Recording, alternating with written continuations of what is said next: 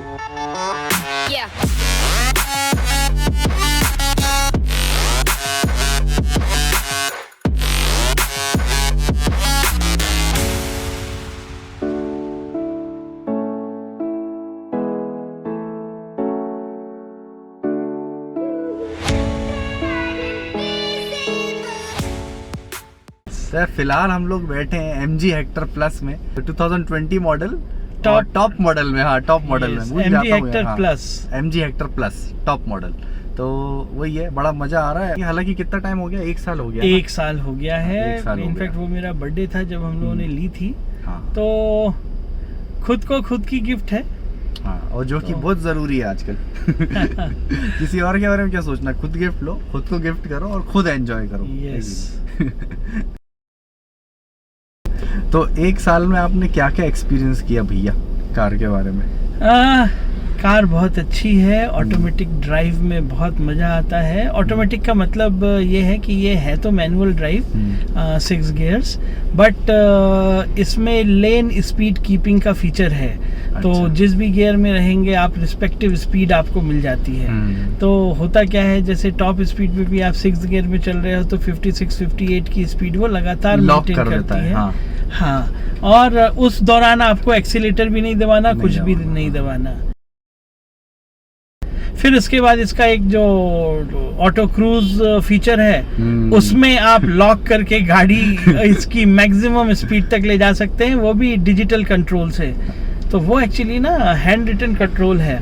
तो hand based control बड़ा easy होता है। हाथ से ही स्पीड अप करो, हाथ से ही उसको और स्पीड लेने से रोक भी लो। मतलब वो तो मैंने खुद भी एक्सपीरियंस किया है, क्योंकि कल हम लोग जो घूमने गए थे और जो क्रूज कंट्रोल दबाया, जूम, एकदम ऐसा क्या मूवी चल रही है, कोई से गाड़ी जाते जा रही है जूम करके, और वो रुकती नहीं है जब तक ब्रेक नहीं मारोगे। हाँ, उसको मना करना पड़ता है, MG रुक जाओ। नहीं तो उसको तो वो है कि ड्रैग रेस चल रही है, अब तो जाने दो एकदम जन से।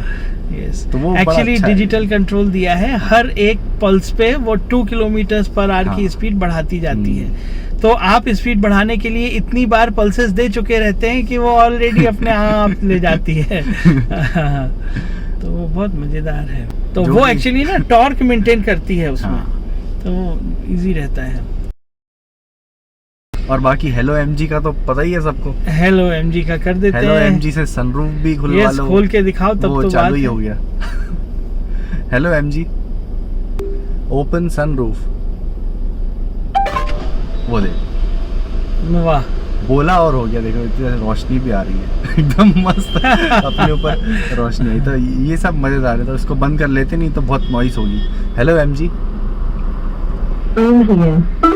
क्लोज सनरूफ, बस क्लोज करोगे तो सब कुछ क्लोज हो जाता है। हाँ, उसके नीचे का पार्ट भी वो क्लोज कर देती है। ये भी कर देता है। उसे लगता है कि फाइनली क्लोज करना है। हाँ, कि सब बंद करना है, प्राइवेसी चाहिए पूरी। यस। तो इसको अपन कैसे हटाएंगे गुड्डू बस भैया? इसका एक नॉब लगा देंगे। ये बटन हाँ, दबाइए इसमें और लगभग सारी चीज़ें इलेक्ट्रॉनिकली कंट्रोल्ड है, तो बहुत आसानी से आप किसी भी चीज़ को कर सकते हैं। हाँ,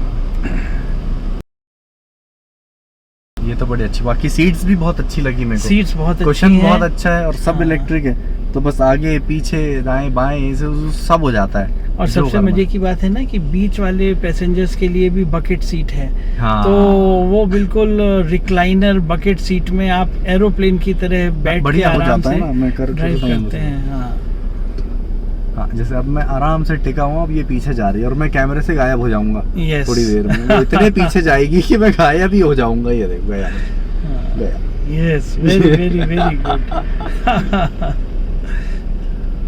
अरे सीधी हो गई गुड्डू भैया, ये हाँ, पूरी बिल्कुल चली। बिल्कुल फ्लैट अरे हो गई। बाप रे, तो वो बहुत बहुत अच्छी लिटा चीज़ दिया दी है उसने। उन्होंने। तो फिर यही सब है, तो इन्हीं सब के मजे हैं।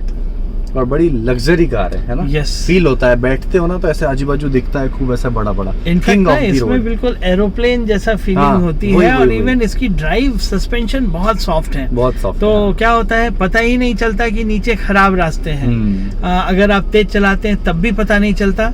हमने इनफैक्ट इसको 190 तक की स्पीड पे ड्राइव किया है। अब वो भी उसकी शर्त ये है कि दोनों तरफ से 10 फीट वाली वो वॉल्स हों, हाँ। साउंड प्रूफ वॉल्स जो आजकल नई हाईवेज में बन रही हैं।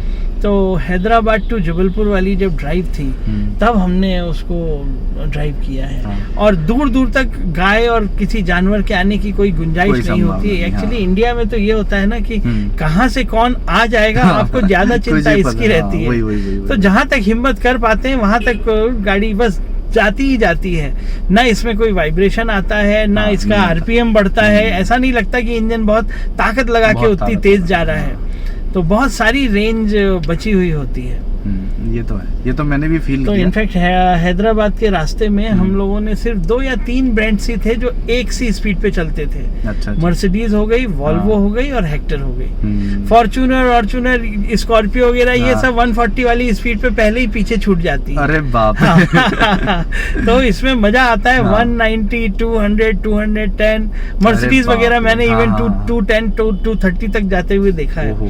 तो उनके साथ बहुत मजा आता है कि पूरे हाईवे में आप उन्हीं के साथ चलते हैं। ये तो है।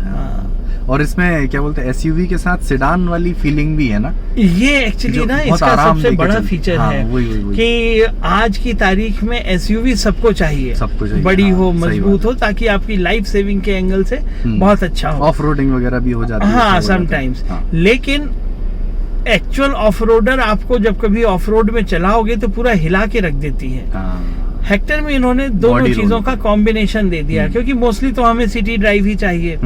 तो अच्छे सुंदर चिकने रास्तों पे ये बहुत स्मूथ, ऐसा लगता है जैसे बस ग्लाइड कर रही हो। और कभी कभार जब मौका आता है रफ टेरेन का, वहां भी सक्सेसफुली चल जाती है, क्योंकि आप वहां पर संभाल कर चलाते हैं। तो ये है, तो MG Hector is a combination of sedan with SUV features. So you have a very high seating position and even इसके बाद अगर मैं इसको जो चाहूँ कि इसको थोड़ा सा इसकी हाइट बढ़ा लूँ तो ये इसकी हाइट अदरवाइज भी खूब ज्यादा बढ़ जाती है। तो देखिए मैंने अपनी हाइट और बढ़ा ली। तो ये भी है कि अगर आपको ज्यादा ऊंचा बैठना है तो बिल्कुल छोटी है। हाँ, तो आप बहुत आराम से आपका विजन और एंगल, व्यू एंगल बहुत बदल जाता है।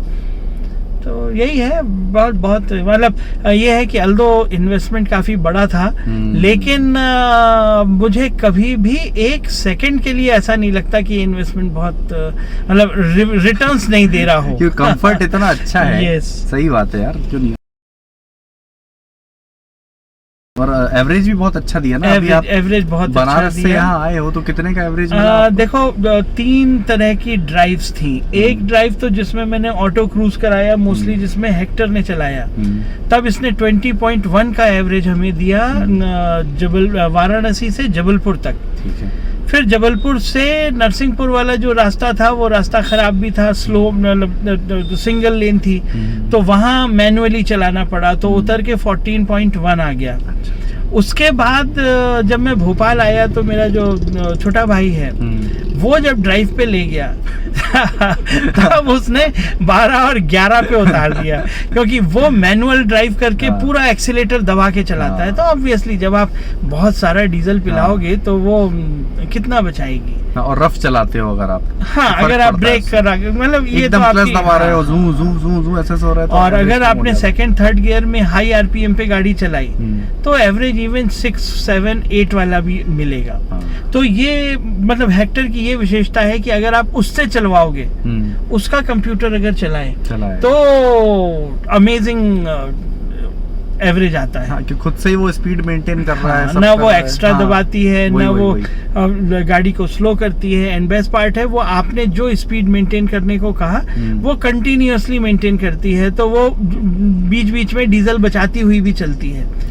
तो मोस्ट इकोनॉमिक ड्राइव में मुझे इसकी ऑटो ड्राइव पसंद आई, बहुत ज्यादा। 2021 का एवरेज तो बहुत अच्छा है। यस, बहुत बहुत बहुत के लिए तो बहुत अच्छा। इवन मेरे सारे फ्रेंड्स का यही कहना था कि यार अब तुम इतनी लंबी लंबी ड्राइव पे जाते हो, अब 3 और 4 के एवरेज में क्या मजा आता होगा। वही तो जब मैं उनको बताता हूँ कि यार 20 और 21 का एवरेज लेके मैं आ रहा हूँ तो मतलब सिवाय तारीफ के कोई बात नहीं निकलती। आज की गाड़ी जो 20-21 का एवरेज अगर दे रही है तो बहुत बड़ी बात है, वो भी इतनी लग्जरी के साथ, इतने सॉफ्टनेस के साथ, और एकदम आवाज भी नहीं आ रही इंजन की, मस्त मजे से चलते जा रहे हैं। 20-21 का, और माइलेज का वैसे भी इंडियन जो क्राउड है वो बहुत जरूरी है, देखता ही है माइलेज कितना देती है। सबसे पहले तो यही मतलब चाहे वो कोई सी भी स्पोर्ट्स यूटिलिटी व्हीकल ले ले, अंत में एक क्वेश्चन तो रह ही जाता है कि भैया जगुआर आपने ली अच्छी बात है, फरारी ले ली और भी अच्छी बात है, एवरेज कितना देती है। तो ये एवरेज बहुत अच्छा देती है 20-21 का एवरेज। अगर इसी के मन से अगर चलने दोगे तो खुद चलाओगे तो ठीक है, वो भी मेरे ख्याल से बुरा तो नहीं है इतना। देखो खुद चलाने के लिए जैसे फॉर एग्जाम्पल सिटी में चलाना है तो वहाँ आप first gear, second gear, third gear लगा के छोड़ दीजिए, तो वो उसमें भी जो उसकी ऑटो ड्राइव है उसमें वो जैसे आपको थर्ड गियर लगाया तो वो 28-27 की लेन स्पीड वो मेंटेन करती है। उस दौरान भी वो उसका कंप्यूटर ही उसकी स्पीड को मेंटेन करता है। So that is also with in speed control. तो ऑटो क्रूज उस समय भी हो रहा है। तो होता क्या है, मैं तो सिटी ड्राइव में भी उसी से चलवाता हूँ, तो मुझे कम से कम 14, 15, 16 का एवरेज सिटी में विथ एसी मिलता है ना। तो मैंने यही पाया कि जब आपको 60 के बियॉन्ड नहीं जाना हो, सिटी में 60 काफी होता है, तो उसके गियर्स से ही मैं गाड़ी चलाता हूँ। तो मोस्टली 4th और 5th गियर्स में है, तो बहुत अच्छा एवरेज दे देती है।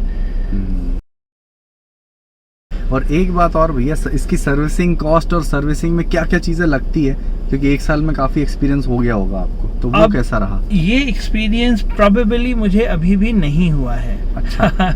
ऐसे हुआ कि फर्स्ट सर्विसिंग भी इनकी 15,000 किलोमीटर पे है। अरे, तो अभी कितनी चली है गाड़ी? सिर्फ गाड़ी जब मैंने परचेस की थी तो एक बार वर्कशॉप में जाके वॉश होकर आई थी, उसमें उन्होंने कुछ भी नहीं किया। इवन यू वोंट बिलीव कि उन्होंने इवन उसको ऊपर लिफ्ट पे चढ़ाकर नट बोल्ट भी चेक नहीं किए। उन्होंने कहा सर अभी तो कुछ है ही नहीं। और उसके बाद से 15,000 किलोमीटर तक कोई सर्विसिंग नहीं है। अच्छा। मतलब फर्स्ट एक्चुअल सर्विसिंग 15,000 किलोमीटर में है।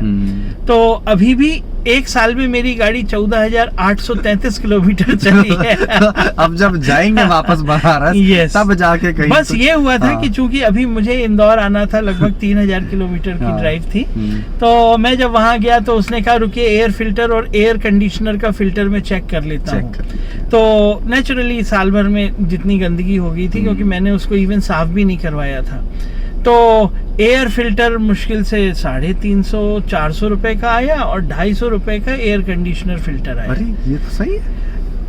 MG की स्पेशलिटी मुझे ये पसंद आई कि बहुत चीप स्पेयर्स हैं। इसमें जो BS6 का यूरिया डलता है वो 170 रुपए लीटर वाली रेंज में आता है। It's very cheap. अरे वाह। तो मैंने जैसे अभी आते समय उसको पूरा फुल करवा लिया था, तो ये है 4 लीटर का एक्स्ट्रा डलना था, तो वो मैंने डलवा दिया था, तो वो 400-500 रुपए में आपका वो हो जाता है।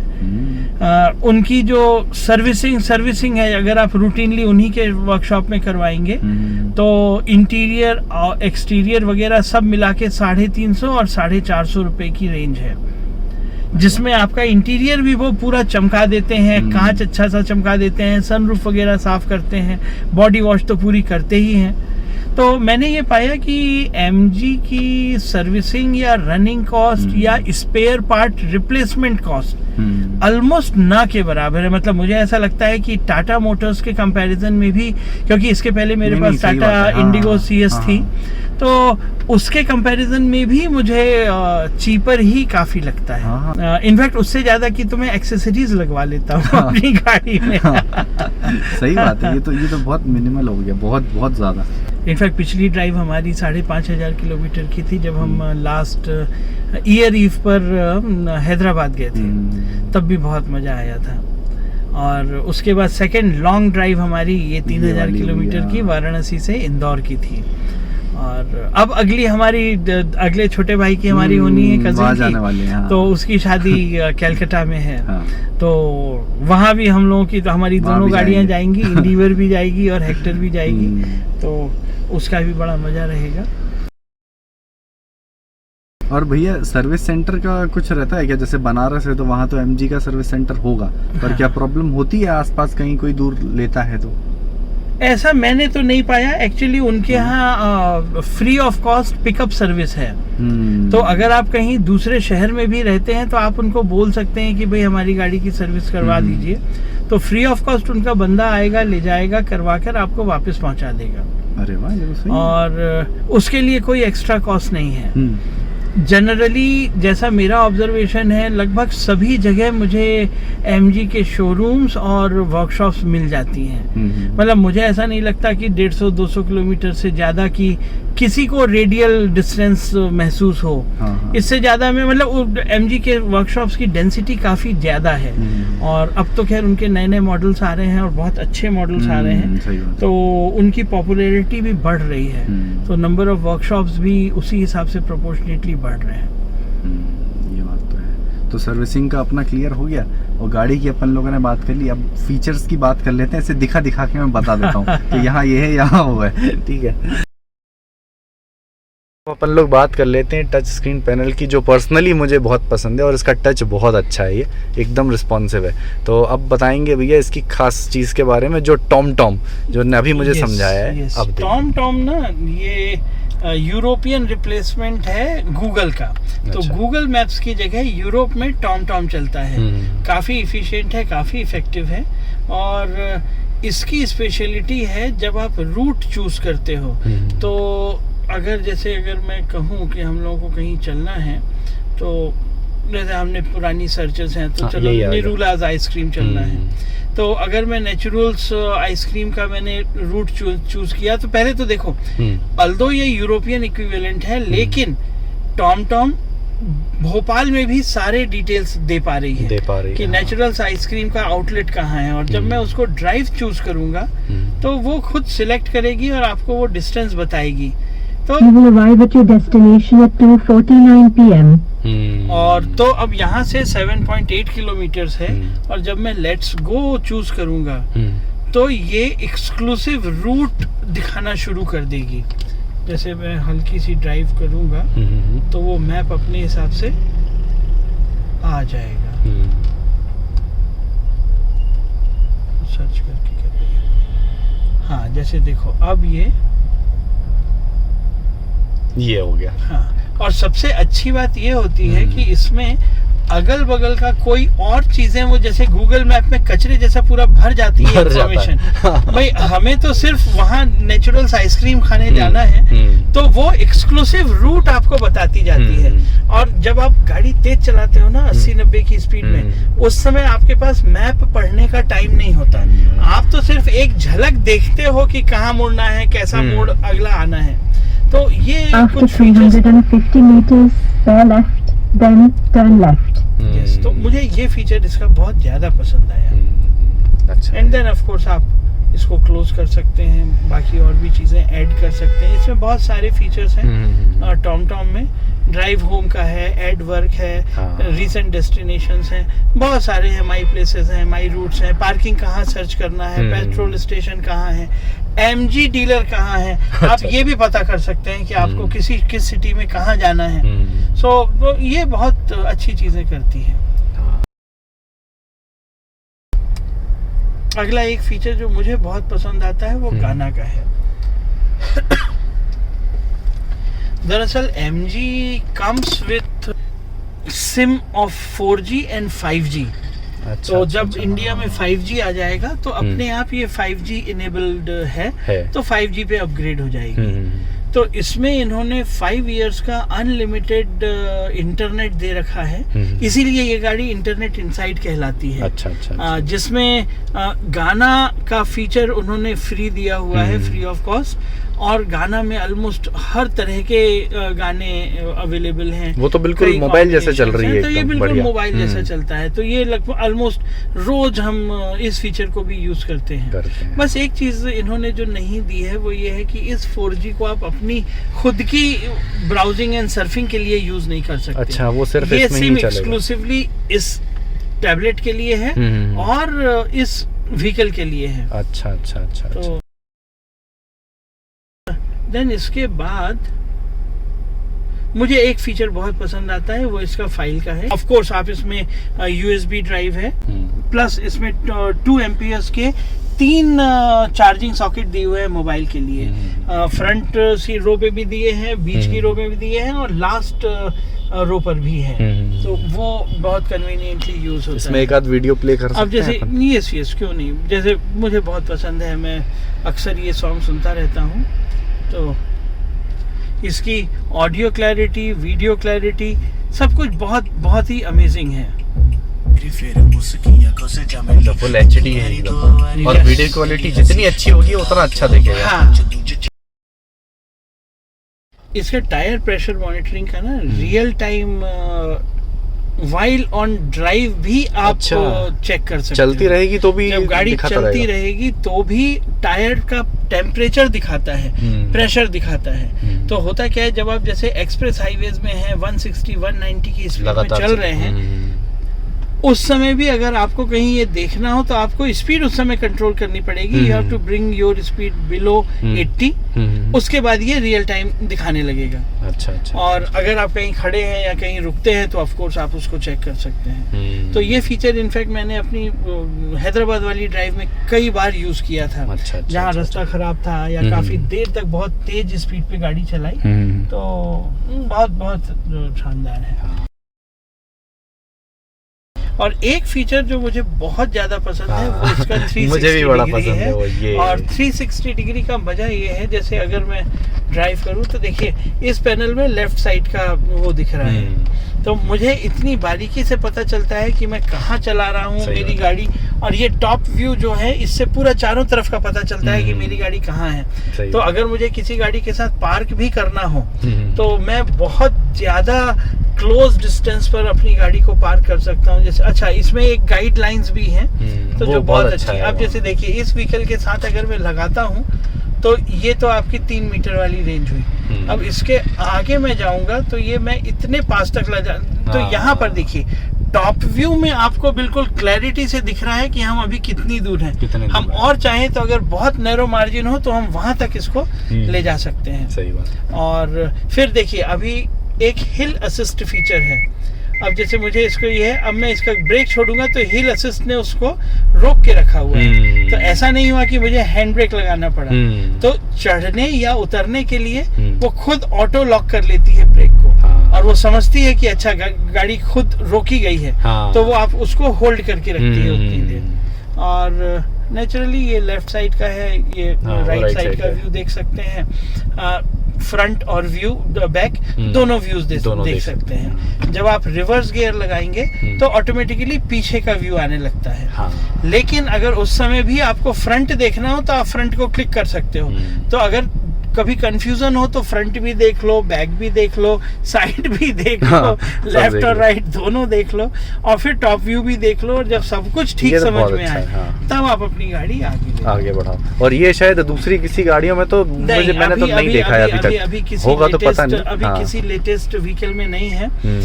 आई मीन अभी हैरियर में नहीं है, जो इसकी अभी आई है बिल्कुल। अभी लेटेस्ट रिलीज है उसमें नहीं है। मारुति की गाड़ियों में नहीं है। 360 डिग्री कैमरा इस रेंज में सिर्फ अभी निसान ने दिया है मैग्नाइट में। अच्छा।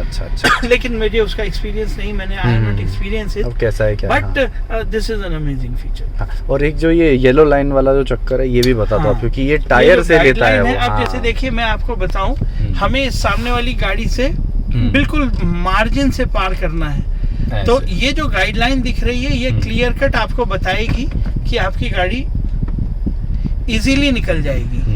तो देखिए अगर मैं यहाँ तक करूं तो देखिएगा वो आपको खुद बताएगी जब हम उस क्लोज डिस्टेंस में, तो ये इधर बता रही है और इधर साइड से। तो ये गाइड से अभी आप खुद देखिएगा जब टॉप व्यू आएगा तो उसमें ऊपर से गाड़ी दिखने लगेगी। ये देखिए, तो हमको इतनी बारीकी से दिखाई दे रहा है कि यहाँ गाइड से तो ऑलरेडी हम निकल गए हैं। तो कोई चांस नहीं है कि वो लड़ेगी। जबकि यहाँ से ऊपर से आप देखेंगे तो आप लग रहा है कि टकराने लगा सकते कि आप अभी अपनी गाड़ी को निकाल पाएंगे। सही बात है। तो ये कुछ फीचर हैं जो मुझे बहुत यूटिलिटेरियन लगे, और इन फीचर्स को ऑलमोस्ट मैं रोज यूज करता हूँ।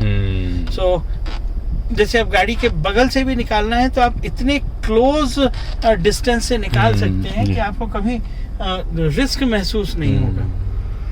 तो पार्किंग के समय ये बहुत हैंडी जाता है ये एप्लीकेशन। सही बात है। और डिस्टॉर्शन भी देखिए, यहाँ से आगे वाले कैमरे तक की जो लाइन है बिल्कुल सीधी दिखाई देगी। तो डिस्टॉर्शन नहीं है उसमें कि कंटिन्यूटी में कहीं ब्रेक हो रही हो। सही बात है, बहुत बढ़िया दिख रहा है।